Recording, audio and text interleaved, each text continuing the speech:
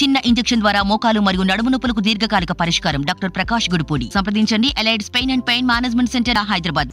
నిన్న జనగామ కాన్స్టిట్యున్సీలో ప్రజలు ఆశ్చర్యపోయే విధంగా 22 ఏళ్ళ కేసీఆర్ గారితో ఉద్యమ ప్రస్థానంలో పనిచేసి వర్ధన్నపేట, పాలకుర్తి, ఉప్పలు, జనగామ నా ప్రవర్తన, నా ఉద్యమ నేపథ్యము, నా చిత్తశుద్ధి నా అధినేత కేసీఆర్ గారికి తెలుసు.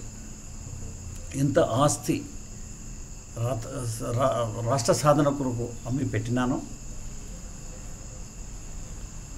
మా ముఖ్యమంత్రి గారు తెలుసు. అది ఎవరికి రూపాయి ఇయ్యలేదు. ఉద్యమ నేపథ్యంలో రాష్ట్ర సాధన జరిగిన కాదు. దాదాపు 100 ఎకరాలు అమ్మి పెట్టినాను ఈ 4 కాన్స్టిట్యూన్సీ. ఇప్పుడు ఏదో చిన్న ఆరోపణ చేసింది. అది నాకు పెద్ద లెక్క కాదు. కానీ నేను ₹1 తీసుకోలేదు. ఆ 2 మండలాల మొత్తం కాన్స్టిట్యూన్సీ ఏ మండలంలో జరగలేదు ఫ్రాడ్ దళిత బంధు పైన. ఈరోజు కూడా నేను అందరినీ మనతో మాట్లాడినాను. నాకు ఇప్పుడే తెలిసింది, ఇందాక తెలిసింది. పొద్దున మాట్లాడినప్పుడు నేను ఇంత విషయం తెలవలే. నేను గుళ్ళో చూస్తాను, బళ్ళో చూస్తాను అని చెప్పి అంటున్నాడు ఆ పిల్లవాడు. అతను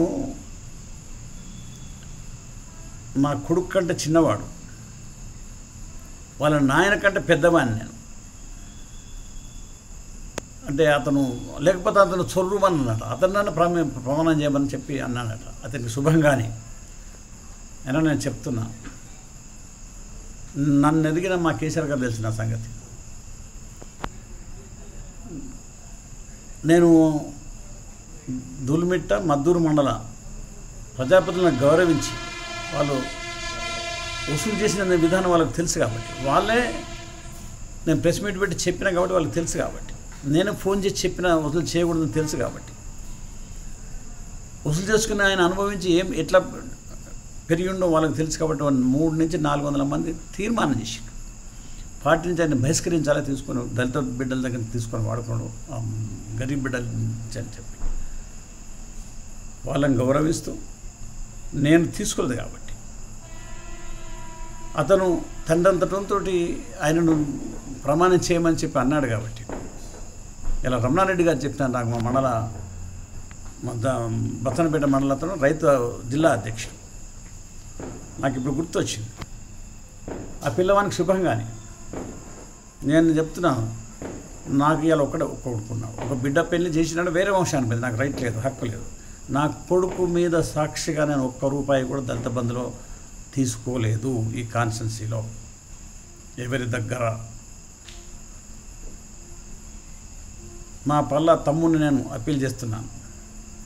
పార్టీ ఇక్కడ నేను కేవలం కార్యకర్తను, ఓటర్నంతే. ఇక్కడ ఎమ్మెల్యేవు, పార్టీ కూడాను. కాబట్టి తక్షణమే దళిత బిడ్డలు, ఆడబిడ్డ పిల్లలని అంటారు మా పూర్వీకులు. దళిత బిడ్డలు అంటే ఆడబిడ్డ పిల్లలు అంటారు, అంత గౌరవం. పైగా బీద బిడ్డలు ఎక్కడో అప్పుసప్పు చేసి పుచ్చమంటలు కుదబెట్టి తెచ్చిస్తా అంటారు. కాబట్టి తక్షణమే వాళ్ళు తీర్మానం చేసిండ్రు, ఇతను వాడుకున్నాడు, పార్టీ నుంచి బహిష్కరించండి, పార్టీకి నష్టం జరుగుతుంది.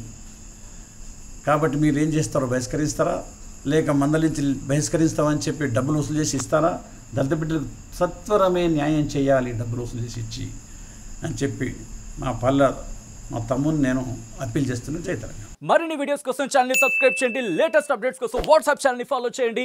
అండ్ లింక్ డిస్క్రిప్షన్ లో ఉంది.